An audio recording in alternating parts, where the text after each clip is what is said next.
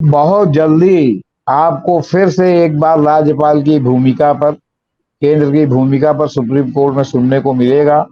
क्योंकि आप सरकार जो है, जो इन्होंने सुप्रीम कोर्ट ने दिया था कि गवर्नर जो है उनकी सलाह पर काम करेंगे, अधिकारियों के ट्रांसफर में राज्य सरकार की भूमिका होगी, उस पर इन्होंने एक अध्यादेश जारी करके उसको निगेट कर दिया था, निगेटिव कर दिया था।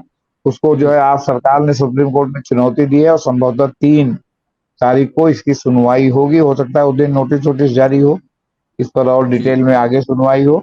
लेकिन बहुत जल्दी एक बार फिर गवर्नर और जो है उसकी भूमिका पर जो है वो सवाल उठने वाला है सुप्रीम कोर्ट।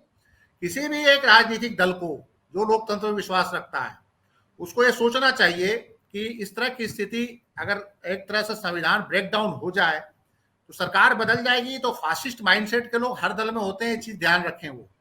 जी और अगर जी। कल को कांग्रेसी और दूसरे दलों के लोग अगर फासिस्ट रवैयों को अपनाने लगे और अगर इन पे कार्रवाई होने लगी इसी ढंग से, तो फिर ये कहाँ जाएंगे और किसके पास चिल्लाएंगे? इनके लिए भी वैसे ही सारे द्वार बंद होंगे। साइंथिल जब मंत्री थे एआईडीएमके में, तो उनके ऊपर कैश फॉर जॉब स्कैम का आरोप लगा था। उस समय जो है वो आपका ईडी वगैरह सब थी, लेकिन कोई कार्रवाई इसलिए नहीं हुई कि एआईडीएमके जो है भाजपा की सहयोगी जो है पार्टी थी। अब वो बाद में डीएमके में आ गए, डीएमके में वो बिजली मंत्री बन गए, तो अब उनको अचानक याद आ गया कि अच्छा बेटा, पैसा यहाँ खाए वहां गए हो तो अब हम तुमको रगड़ेंगे।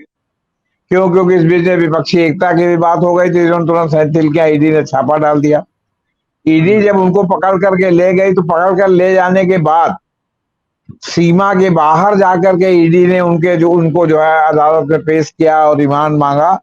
जबकि सेंथिल की पत्नी ने मद्रास हाई कोर्ट में हैबियस कॉर्पस दाखिल किया और कहा कि इनकी गिरफ्तारी अवैध है, क्योंकि इतनी देर पहले से इन्होंने उनको हिरासत में ले रखा था, जिसका कि कोई स्पष्टीकरण इन्होंने नहीं दिया ईडी ने। जितने भी संवैधानिक इंटरप्रिटेशन है, उस इंटरप्रिटेशन को भी गवर्नर साहब नहीं मान रहे। गवर्नर साहब उस इंटरप्रिटेशन को मानने को राजी नहीं है। तो ये सुप्रीम कोर्ट से भी ऊपर अपने आप को मान रहे हैं, भारत के संविधान से भी अपने आप को ऊपर मान रहे हैं, और जो कहते हैं कि जो भी ब्रिटिश राज में जो पावर्स थे हम उसका इस्तेमाल कर रहे हैं। तो ये तो बड़ी अजीब सी स्थिति पैदा हो गई है, और ये स्थिति वहीं पैदा हो रही है जहां पे मैं समझता हूं कि सरकार जो है बीजेपी की नहीं है। नहीं है, वो आपातकाल को कोसते हैं, जबकि उन्होंने आपातकाल से भी ज्यादा बड़ा घोषित आपातकाल लगा रखा है। इंदिरा गांधी के भी समय यूएपीए वगैरह होता तो उनको भी हो सकता है कि आपातकाल लगाने की जरूरत न पड़ती। इंदिरा गांधी के भी कार्यकाल में अगर ईडी वगैरह होता तो हो सकता है कि उनके सलाहकार उस समय कहते कि इमरजेंसी की बजाय आप ईडी और सीबीआई का इस्तेमाल कीजिए, काहे के लिए इमरजेंसी लगाएंगे। कि क्या अब देश में ये हालात हो गए हैं कि गवर्नर जो है वो मुख्यमंत्रियों को निर्देश करेगा? सामान्य रूप से कॉन्स्टिट्यूशन में कहा गया है कि जो गवर्नर हैं वो मुख्यमंत्री की सलाह पे काम करेंगे, लेकिन अब जो है विपक्ष शासित राज्यों में गवर्नर मुख्यमंत्री को सलाह के काम करने के बजाय मुख्यमंत्री को आदेश दे रहे हैं।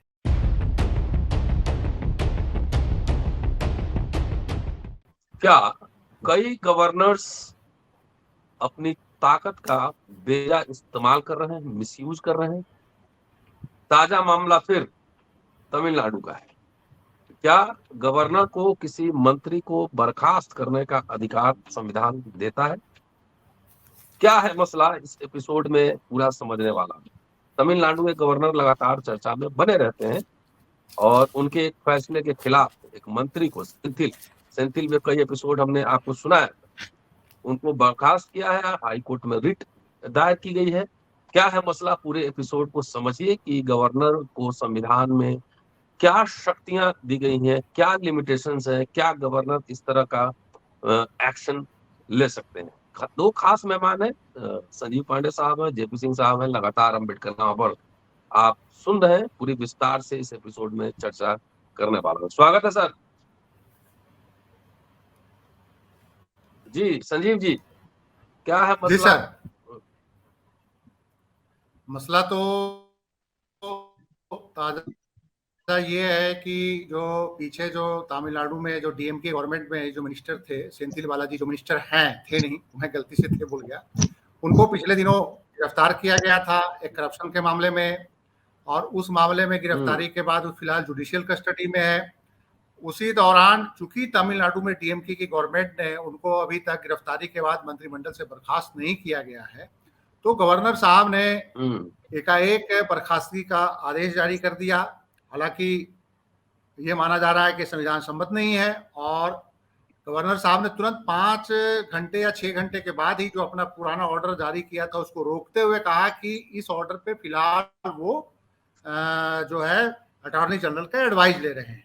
तो इस ऑर्डर के बाद उनका काफी विवाद छिड़ गया है कि क्या अब देश में ये हालात हो गए हैं कि गवर्नर जो है वो मुख्यमंत्रियों को निर्देश करेगा। सामान्य रूप से कॉन्स्टिट्यूशन में कहा गया है कि जो गवर्नर हैं वो मुख्यमंत्री की सलाह पे काम करेंगे, लेकिन अब जो है विपक्ष शासित राज्यों में गवर्नर मुख्यमंत्री को सलाह के काम करने के बजाय मुख्यमंत्री को आदेश दे रहे हैं कि आपने ऐसे करना है। तो इस पे तमाम विवाद है। और कल स्टालिन ने जो गवर्नर साहब का जो ऑर्डर था, बर्खास्तगी का ऑर्डर था, उसको मानने से इनकार कर दिया और राजभवन को एक कड़ी चिट्ठी भी लिखी है।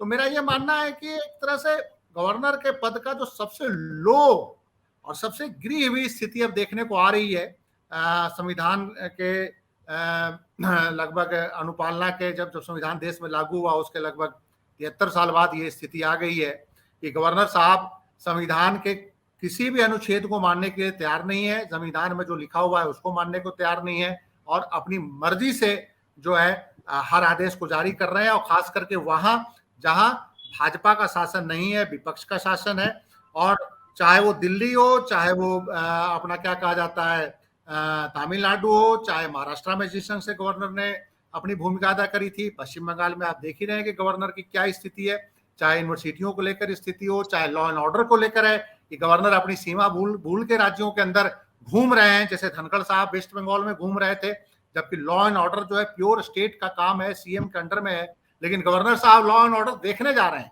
जबकि उनको चीफ सेक्रेटरी से रिपोर्ट मंगवाना चाहिए, ना कि वो फील्ड में घूम के एसएसपी और थानों में जाके निर्देश जारी करेंगे। तो एक नई स्थिति पैदा हुई है इस देश में, और ये तब पैदा हुई है जब प्रधानमंत्री ने अमेरिका में जाके भाषण देते हुए व्हाइट हाउस में, और इवन की जो अमेरिकन कांग्रेस में भी उन्होंने भारत की डेमोक्रेसी का बड़ा बखान किया, और उन्होंने कहा कि भारत की डेमोक्रेसी मदर ऑफ डेमोक्रेसी है और दुनिया की सबसे बड़ा हम लोकतंत्र है। और जिस ढंग से वहां पे मतलब कि भारत में जिस ढंग से संविधान की धज्जियां उड़ाई जा रही है, उसके उलट जो वहां बोला, अब मतलब कि वो जब यहाँ आए हैं ये सारा भाषण देख के, उसके बाद जो स्थिति यहाँ देखने को हो रही है, तो इससे पता चल रहा है कि देश की स्थिति क्या है। और व्हाइट हाउस में जिस ढंग से प्रधानमंत्री से एक सवाल पूछा गया था, आपको याद होगा, एक महिला पत्रकार सबरीना ने जब पूछा था खास करके डेमोक्रेसी को लेकर और ह्यूमन राइट्स वायलेशन को लेकर, तो प्रधानमंत्री का जो जवाब था, उस जवाब से जो प्रधानमंत्री ने जो जवाब उस महिला पत्रकार को दिया, और अभी जो गवर्नर ने जो एक्ट किया है तमिलनाडु में, दोनों को अगर मिलाकर देखिएगा तो आपको पता चल जाएगा कि देश के प्रधानमंत्री कितना सच बोल रहे हैं। जी जेपी सर, अमेरिका में लंबे लंबे भाषण और यहाँ शासन। सर, भाषण पर कोई राशन नहीं होता, भाषण की राशनिंग नहीं होती।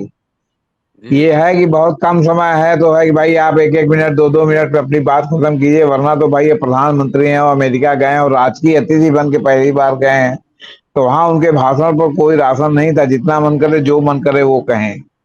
और वो इस मामले में मशहूर भी है कि जो कहते हैं वो उनके आचरण के सर्वथा विपरीत होता है।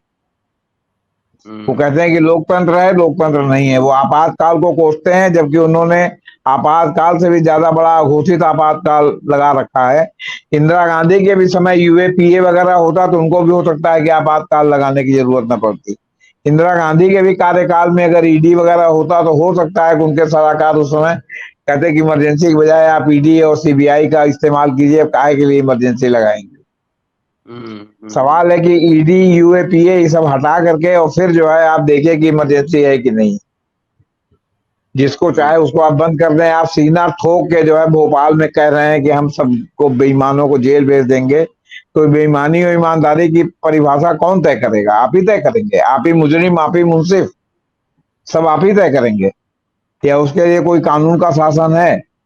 देखिए, सेंथिल के मामले में मैं थोड़ा शुरू से बता दूं, वैसे संजीव भाई ने बहुत विस्तार से बताया है।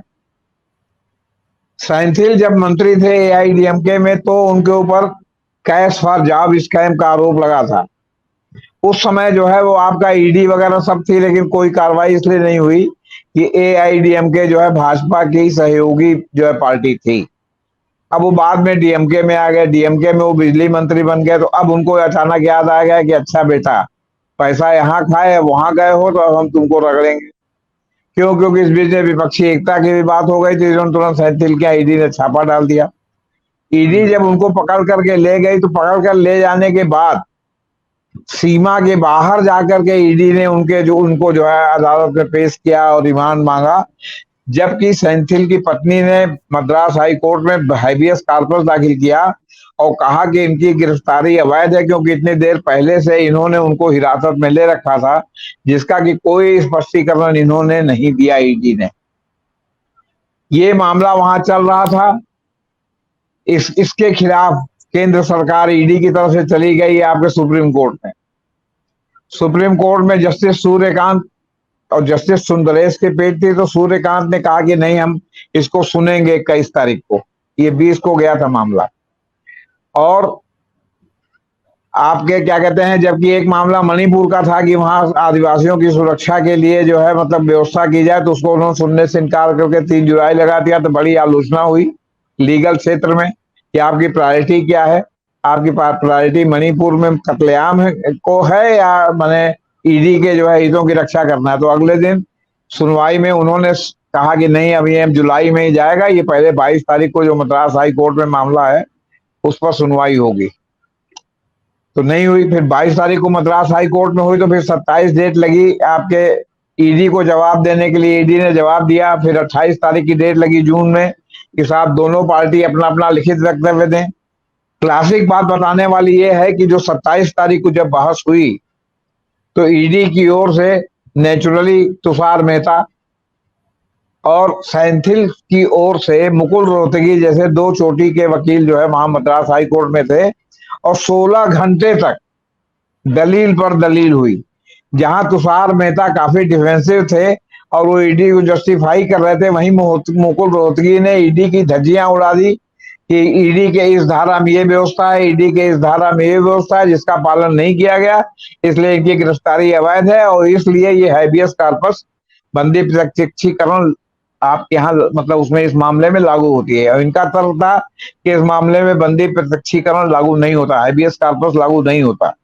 तो उन्होंने कहा कि जब आप गिरफ्तारी अवैध रखेंगे, तो गिरफ्तारी चाहे पुलिस या कोई भी अगर अवैध रखती है, तो आखिर जो है किसी को जो है राहत कैसे मिलेगी? कोर्ट में तो यही जाके कहेगा ना कि हमारी गिरफ्तारी अवैध है, हमें जबरदस्ती पकड़ करके बंद रखा गया और बाद में हमको जो है फ्रेम कर दिया गया।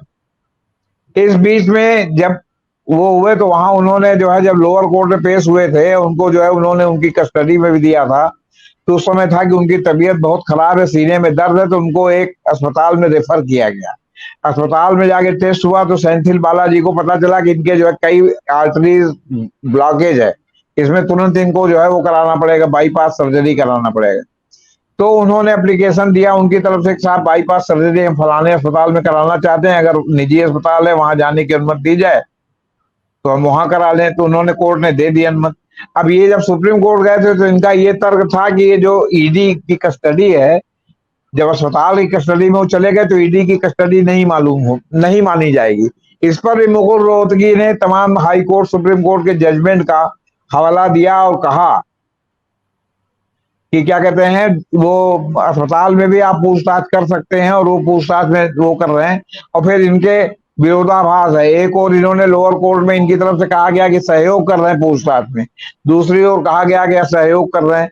तो ये भी मामला मद्रास हाई कोर्ट में उठा हुआ है कि भाई जब एक बार आप कह रहे हैं सहयोग कर रहे हैं, एक बार आप कह रहे हैं सहयोग कर रहे हैं, तो इसका क्या मतलब है?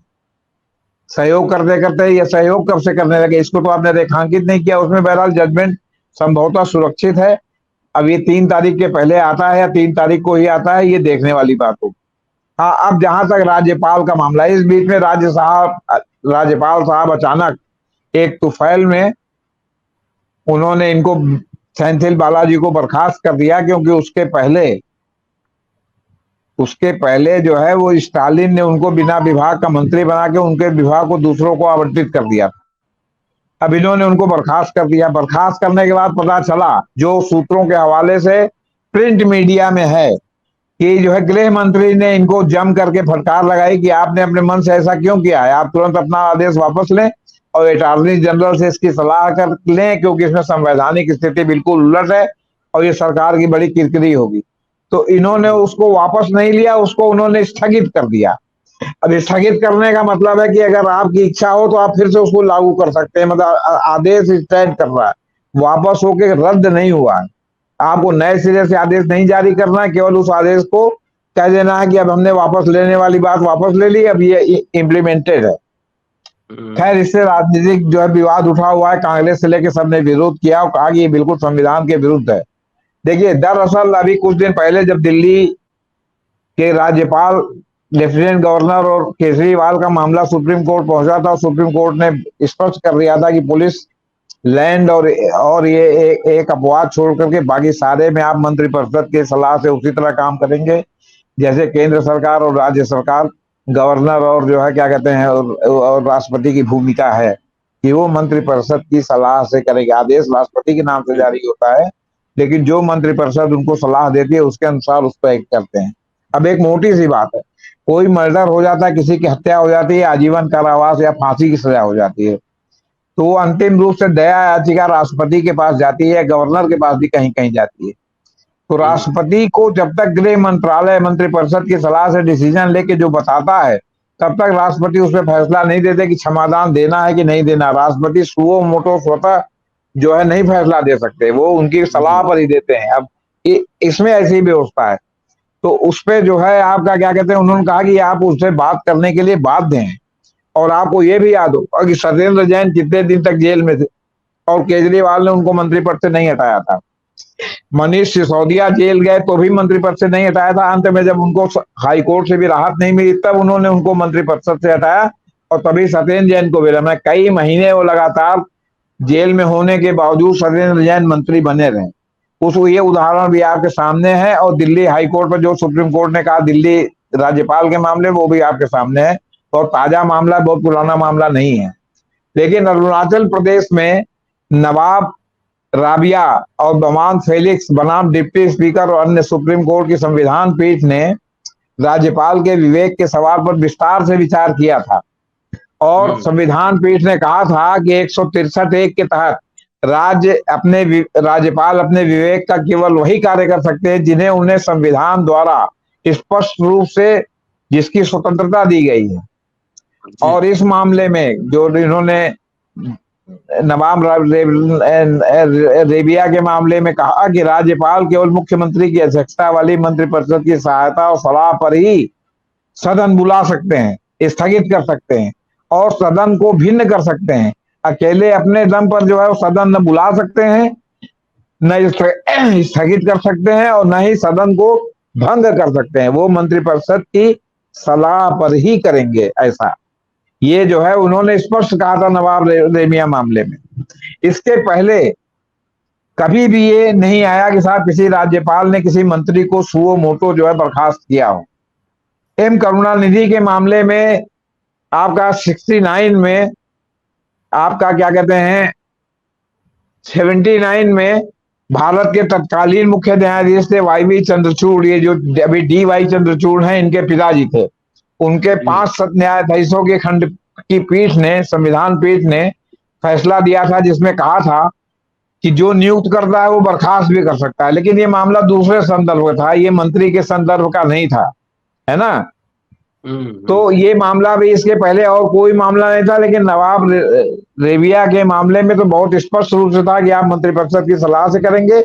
और अभी जब दिल्ली के आपके उपराज्यपाल के मामले में भी सुप्रीम कोर्ट ने कहा कि आप मंत्रिपरिषद की सलाह से करेंगे। फिर जैसे मंत्रिपरिषद की सलाह से इन्होंने उनके विभाग को विभाग मुक्त करके उनको बिना विभाग का मंत्री मैंने स्वीकार कर लिया, तो उस तरह इनको जो है वो क्या कहते हैं, या तो वो राय दिए होते आपके मुख्यमंत्री वहां अपने मंत्रिपरिषद की सलाह से, साहब इनको आप हटा दीजिए, इनको आप बर्खास्त कर दीजिए। ऐसा भी होता है कि जैसे इस्तीफा मुख्यमंत्री मांगते हैं और इस्तीफा जो है बहुत मंत्री नहीं देते, तो उसमें मुख्यमंत्री अपने मंत्रिपरिषद के मान लाया जाता है। मुख्यमंत्री कह रहे तो मंत्रिपरिषद की सलाह से कह रहे क्योंकि तब तक का विश्वास नहीं हुआ होता। वो जो है कहते हैं कि इनको बर्खास्त कर दिया जाए, तो गवर्नर को उनको बर्खास्त करते हैं। और गवर्नर ये ऐसा भी नहीं है कि सब लोग इस्तीफा ही देते हैं, बहुत से मंत्री बर्खास्त भी होते हैं, लेकिन इन्होंने ये करके बहुत ही गैर संवैधानिक कार्य रवि साहब ने किया है। और इनके पृष्ठभूमि ना संविधान वेत्ता के रूप में है और ना ही ये पॉलिटिशियन है, ये तो अधिकारी है। अब आईबी के अधिकारी जो रहा हो उससे आप क्या उम्मीद कर सकते हैं? जी संजीव जी, अगर इसी तरह से अगर राज्यपाल काम करने लगे तो एक तरह का संवैधानिक संकट नहीं उत्पन्न हो जाएगा? देखिए, जो रवि साहब ने जो फैसला लिया है वो मैं थोड़ा सा स्टडी कर रहा था। ऐसा था कि 1935 का जो एक्ट था, उस एक्ट के तहत गवर्नर ही इंडिविजुअल मिनिस्टर को अपॉइंट करता था और गवर्नर ही इंडिविजुअल मिनिस्टर को डिसमिस करता था। किसी भी मिनिस्टर को अपॉइंट करने का पावर उसके पास था 1935 के एक्ट के तहत, जो ब्रिटिश राज में जो ब्रिटिश ने जो 1935 एक्ट जो इंडिया का दिया था। लेकिन जब इंडियन कॉन्स्टिट्यूशन बना तो इस पे लगातार डिबेट हुआ और उस डिबेट के तहत कि गवर्नर्स के पावर क्या होंगे, गवर्नर्स के क्या रोल होंगे। तो उसमें स्पष्ट लिखा हुआ है, जो 164 है कॉन्स्टिट्यूशन का, जो अनुच्छेद 164 है, उसमें लिखा हुआ है कि चीफ मिनिस्टर अपॉइंट करेगा governor without any advice. Without any advice means कि वो किसी का एडवाइस नहीं लेगा, वो बहुमत देखेगा, जिस पार्टी का बहुमत होगा अपॉइंट होगा।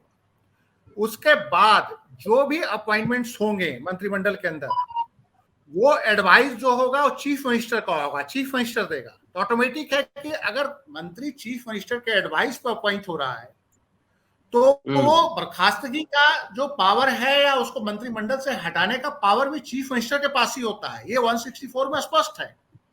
लेकिन गवर्नर साहब लगता है कुछ ज्यादा ही पढ़े लिखे हैं, या लगता है कुछ ज्यादा ही हिस्ट्री या प्रीवियस एक्ट में जा रहे हैं, जो 1935 के एक्ट को इंप्लीमेंट कर रहे हैं, जिसमें गवर्नर के पास पावर था कि जो स्टेट के अंदर जितने मिनिस्टर थे वो किसी को बुला सकता था, सम्मन कर सकता था, उसके साथ मीटिंग कर सकता था। यहाँ पे किसी मिनिस्टर को मीटिंग भी गवर्नर नहीं कर सकते बुला के, ना कुछ किसी बात की वो जानकारी ले सकते हैं किसी गवर्नर, ये पावर्स नहीं है। लेकिन 35 के एक्ट में गवर्नर के पास बेशुमार पावर थे, ब्रिटिश राज थे। तो लगता है कि तो अभी साहब लंबे टाइम तक इंटेलिजेंस ब्यूरो में रहे हैं, ब्रिटिश माइंडसेट से काम कर रहे हैं, ब्रिटिश लॉ से ज्यादा वो प्यार करते हैं, तो उन्होंने 35 का एक्ट का लगता है फर्स्ट ऐसा पालना किया है। गवर्नर को जो भी पावर 35 के एक्ट में मिला था उसमें से सारे शब्द को भारत के संविधान में डिलीट किया गया, सिर्फ एक शब्द इस्तेमाल किया गया, प्लीजर। तो प्लीजर का मतलब ये नहीं होता है गवर्नर के प्लीजर से अगर कोई मिनिस्टर है तो इसका मतलब ये नहीं है कि गवर्नर के रहमो करम पे है। वो प्लीजर शब्द का मतलब है कुछ सीएम ही एडवाइस करेगा वहां पे भी, ये साफ संदेश है संविधान। तो ये जो गवर्नर साहब ने जो ये जो फैसला लिया एकाएक, अब पता नहीं अब उसमें अटॉर्नी जनरल को क्या सलाह लेंगे, क्योंकि इसमें सुप्रीम कोर्ट के एक नहीं 3-3, 4-4 केसों में फैसला आ चुका है गवर्नर के पावर्स पे।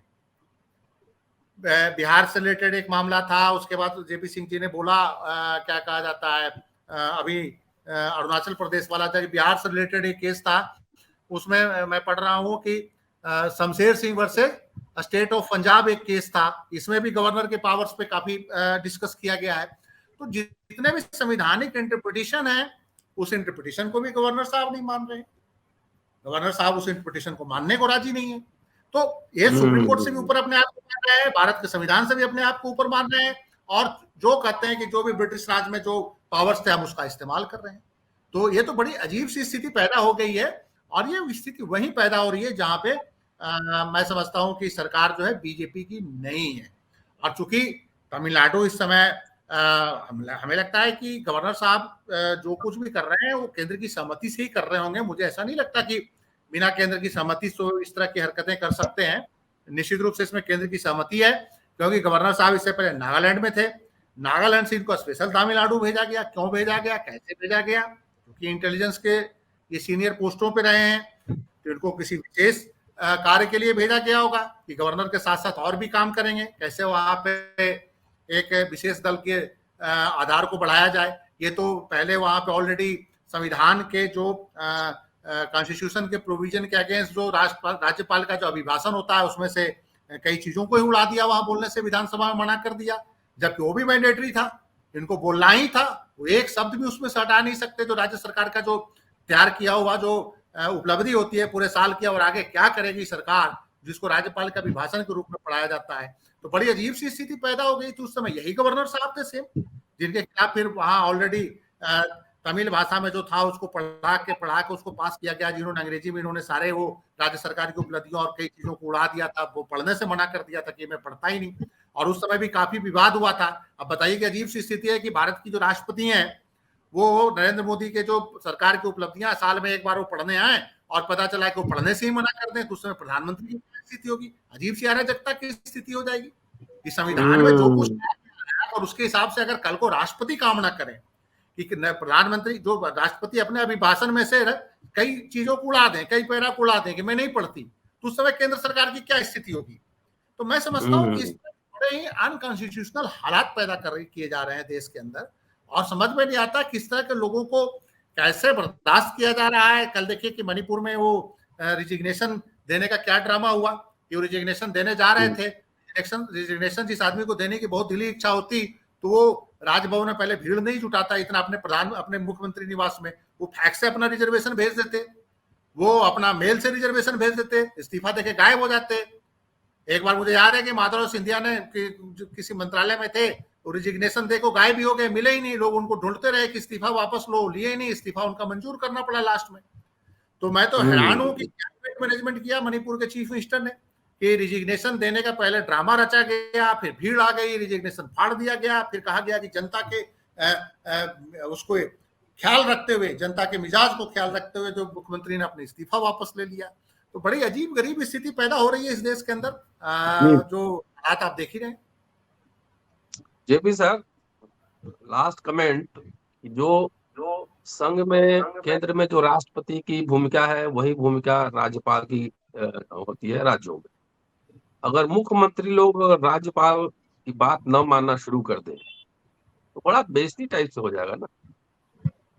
आप उसी बात छोड़िए, आप सबसे पहले ये बताइए, जिस संविधान की कसम खाकर जी हमारे देश के राष्ट्रपति शपथ ग्रहण करते हैं, प्रधानमंत्री शपथ ग्रहण करते हैं, मंत्री शपथ ग्रहण करते हैं, विधानसभा में विधायक और लोकसभा में आपके और राज्यसभा में सांसद शपथ ग्रहण करते हैं, अगर वो शपथ का ही उल्लंघन करें, संविधान का ही उल्लंघन करें, तो हमारे संविधान में उनके लिए क्या जो है उपचारात्मक व्यवस्था है या दंडात्मक व्यवस्था है कि उनको कैसे ठीक किया जाए। आप शपथ खाते हैं कि हम भारत के संविधान को और उसके तहत दिए प्रदत्त अधिकारों की रक्षा करेंगे और हम इसको मानेंगे, और आप उसको नहीं मानते, उसके सर्वथा विरुद्ध काम करते हैं, तो क्या व्यवस्था है। अधिकतम है कि मान लीजिए कि कोई प्रभावित पार्टी सुप्रीम कोर्ट जाए, फिर सुप्रीम कोर्ट में उसकी जो है लंबी सालों की तारीख लगे या तारीख है न लगे, एक चीफ जस्टिस बदल जाए, दूसरे आ जाए, दूसरे बदल जाए, तीसरे आ जाए, फिर एक दिन 2 या 3 जजों की संविधान पीठ बैठे और कहे, नहीं ऐसे जनरल पीठ बैठे और कहे ये तो संवैधानिक प्रश्न है, इसलिए संविधान पीठ में जाना चाहिए। वो संविधान पीठ में रेफर कर दे और 5 साल 7 साल संविधान पीठ उस पर विचार ही न करे, तो क्या होगा आप बताइए। ये क्या संविधान का अनुपालन होगा या संविधान का उल्लंघन होगा। हम एक चीज पर जरा इसके पहले एक और गौर आपको करने वाली बात करते हैं कि जब इन्होंने आदेश वापस लिया तो एक जो है वो क्या कहते हैं प्रेस विज्ञप्ति भी राज्यपाल के कार्यालय से विज्ञप्ति नंबर 40 जारी हुई, और उसमें जो है कहा गया, वो एकदम लगता है जैसे आईबी की प्रेस विज्ञप्ति। आप देखिए उसकी शब्दावली देखिएगा और देखिएगा कि ये लोग जब किसी को गिरफ्तार करते हैं पूछताछ के बाद तो क्या कहते हैं। विज्ञप्ति इस टिप्पणी से शुरू होती है कि बालाजी को नौकरियों के लिए नगर लेने और मनी लॉन्ड्रिंग सहित भ्रष्टाचार के कई मामलों में गंभीर आपराधिक कार्रवाई का सामना करना पड़ रहा है। अब समझिए आप जरा। और उसके बाद दूसरा वाक्य जो है कि बालाजी मंत्री के रूप में अपने पद का दुरुपयोग करते हुए जांच को प्रभावित कर रहे हैं। एकदम सेम शब्दावली ये लोग गिरफ्तारी में और या कोर्ट में जस्टिफाई करने के लिए कि हमने क्यों गिरफ्तार किया है, ये सारे पुलिस फोर्स, चाहे पुलिस हो, एनआईए हो, आपके ईडी हो या कोई भी हो, ये देते हैं और कानून और न्याय की उचित प्रक्रिया में बाधा डाल रहे हैं। अब सवाल इस बात का है कि राज्यपाल को अगर ये इनपुट मिला था कि ये जो है बाधा डाल रहे हैं, तो कौन से प्राधिकारी ने, किस अथॉरिटी ने राज्यपाल के पास इसकी शिकायत की थी, उसको भी इनको बताना चाहिए था कि उनसे ईडी ने शिकायत की है, उनसे पुलिस ने शिकायत की है, उनसे किसने शिकायत की है कि उसमें बाधा डाल रहे हैं। आपने बिल्कुल ईडी की जो है जो आपका आईबी या किसी और की जो रिपोर्ट है, जो पुलिस थाने में या उसमें पेश की जाती है, सेम कि ये जांच में सहयोग कर रहे हैं, जांच में बाधा डाल रहे हैं, गवाहों को प्रभावित कर रहे हैं, इसलिए इनको जेल भेजा जाना बहुत जरूरी है। तो इसलिए उनको बर्खास्त किया जाना बहुत जरूरी है। शब्दावली सेम टू सेम वही जो पुलिसिया भाषा है वही है।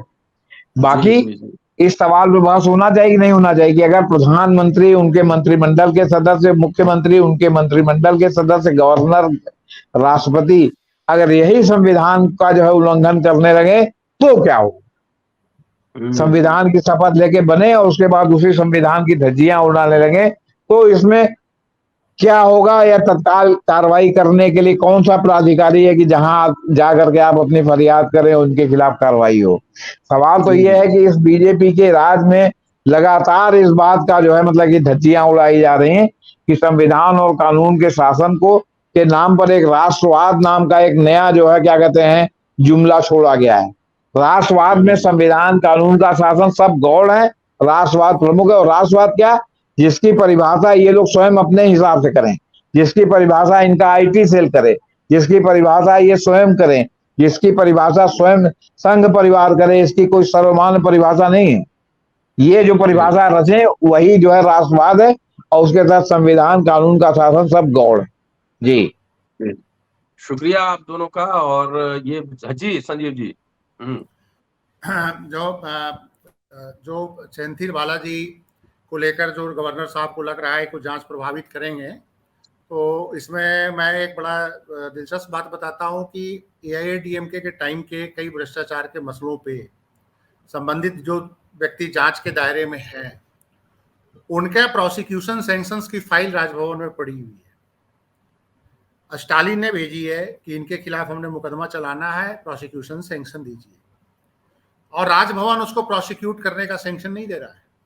बड़ा दिलचस्प मामला है कि राजभवन को सेंथिल बालाजी से बहुत खतरा लग रहा है कि वो बाहर में जांच प्रभावित कर सकते हैं, मंत्री रह के जांच प्रभावित कर सकते हैं, विदाउट पोर्टफोलियो रह के जांच प्रभावित कर सकते हैं, जेल पुलिस ईडी के हिरासत में है, अभी वो न्यायिक हिरासत में है, वो चलो ईडी की हिरासत में नहीं है, जुडिशियल कस्टडी में है, लेकिन वो जांच प्रभावित कर सकते हैं। विदाउट पोर्टफोलियो मंत्री रहते जांच प्रभावित कर सकते हैं। बड़ा कमाल का मतलब उनका तर्क है। लेकिन जो प्रोसिक्यूशन सैंक्शन गवर्नमेंट ने मांग रखा है करप्शन को लेकर, कई फाइलें उनके पास पड़ी हुई है, स्टालिन ने इस पे आज बोला भी है, वो गवर्नर साहब उस प्रोसिक्यूशन सैंक्शन की मंजूरी नहीं दे रहे हैं। बड़ी कमाल की बात है, क्योंकि वो वैसे लोग हो सकते हैं जो बीजेपी के वहां एलाइज हैं, एआईएडीएमके के साथ जुड़े हुए लोग हैं। तो गवर्नर प्योर सत्ता के टूल की तरफ का, सत्ता का मतलब एक टूल बन चुके हैं। और मैं समझता हूं कि किसी भी एक राजनीतिक दल को जो लोकतंत्र में विश्वास रखता है, उसको ये सोचना चाहिए कि इस तरह की स्थिति अगर एक तरह से संविधान ब्रेकडाउन हो जाए तो सरकार बदल जाएगी। तो फासिस्ट माइंडसेट के लोग हर दल में होते हैं, चीज ध्यान रखें वो। और अगर कल कांग्रेसी और दूसरे दलों के लोग अगर फासिस्ट रवैयों को अपनाने लगे और अगर इन पे कार्रवाई होने लगी इसी ढंग से, तो फिर ये कहां जाएंगे और किसके पास चिल्लाएंगे? इनके लिए भी वैसे ही सारे द्वार बंद होंगे। तो ये स्थिति कल को आ सकती है। जी शुक्रिया सर, और आप दोनों का बहुत बहुत शुक्रिया। और जी जेपी सर, बहुत बहुत जल्दी आपको फिर से एक बार राज्यपाल की भूमिका पर, केंद्र की भूमिका पर सुप्रीम कोर्ट में सुनने को मिलेगा, क्योंकि आप सरकार जो है, जो इन्होंने सुप्रीम कोर्ट ने दिया था कि गवर्नर जो है उनकी सलाह पर काम करेंगे, अधिकारियों के ट्रांसफर में राज्य सरकार की भूमिका होगी, उस पर इन्होंने एक अध्यादेश जारी करके उसको निगेट कर दिया था, निगेटिव कर दिया था। उसको जो है आज सरकार ने सुप्रीम कोर्ट में चुनौती दी है और संभवतः 3 तारीख को इसकी सुनवाई होगी। हो सकता है उस दिन नोटिस जारी हो, इस पर और डिटेल में आगे सुनवाई हो, लेकिन बहुत जल्दी एक बार फिर गवर्नर और जो है उसकी भूमिका पर जो है वो सवाल उठने वाला है सुप्रीम कोर्ट। जी चलिए हमारी नजर रहेगी, और जब मंडे को 3 तारीख को या उसके बाद सुनवाई होगी तो उस पर भी बातचीत की जाएगी। आप दोनों का बहुत बहुत शुक्रिया। और दोस्तों आप देखते रहिए अम्बेडकर नामा। शुक्रिया। जी।